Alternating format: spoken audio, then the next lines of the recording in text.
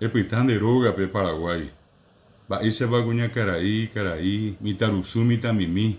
Serera David Galeano Olivera. Ha ayerureseo pa abeteape. Ñaño moirumba janua. Ñaño moi janua peteíñe eme ha ñaño pytyvõ. Og̃uahẽngo ñaneretãme peteĩ mba'asy iva. Ijetu'úva. Ikatúva ñandejuka. Coronavirus.